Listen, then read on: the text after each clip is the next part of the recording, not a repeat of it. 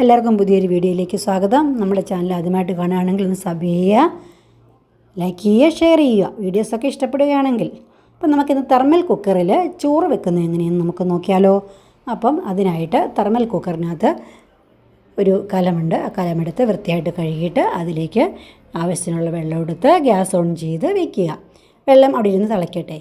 അതിനുശേഷം നമുക്ക് ആവശ്യത്തിനുള്ള അരി, നമ്മളെന്നും എത്രയാണോ അരി ഇടുന്നത് അതെടുത്ത് 3-4 പ്രാവശ്യം വൃത്തിയായിട്ട് കഴുകി ചൂടുവെള്ളമൊക്കെ ഒഴിച്ച് കഴുകി എടുക്കുക. അപ്പോഴേക്കും വെള്ളം തിളച്ച് കാണുമല്ലോ. അതിലേക്ക് നമ്മൾ അരിയിടുക. അരിയിട്ട് നന്നായിട്ട് തിളച്ച് കഴിയുമ്പോൾ നമ്മുടെ തെർമൽ കുക്കറിൽ ഒരു വാഷറുണ്ട്, അതെടുത്ത് നടുക്കായിട്ട് വെച്ചതിന് ശേഷം അതിലേക്ക് നമ്മൾ തിളച്ചുകൊണ്ടിരിക്കുന്ന അരിയെടുത്ത് വയ്ക്കാവുന്നതാണ്. അപ്പോൾ അരമണിക്കൂർ നന്നായിട്ട് അടച്ചും വയ്ക്കുക.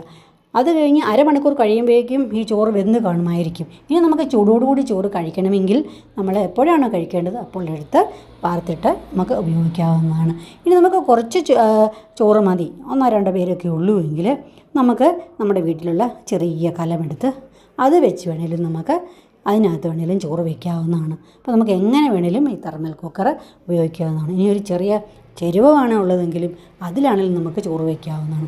ഏത് പാത്രം വേണേലും വെച്ച് നമുക്ക് ഇതിനകത്ത് ചോറ് വയ്ക്കാവുന്നതാണ്. ഇനി എളുപ്പം വേകുന്ന അരിയാണെങ്കിൽ ഇപ്പം നമ്മൾ ബസുമതി റൈസൊക്കെയാണ് നമ്മൾ വെക്കുന്നതെങ്കിൽ നമ്മൾ അത് തിളപ്പിച്ചതിന് ശേഷം ഒരു 5 മിനിറ്റ് മതി.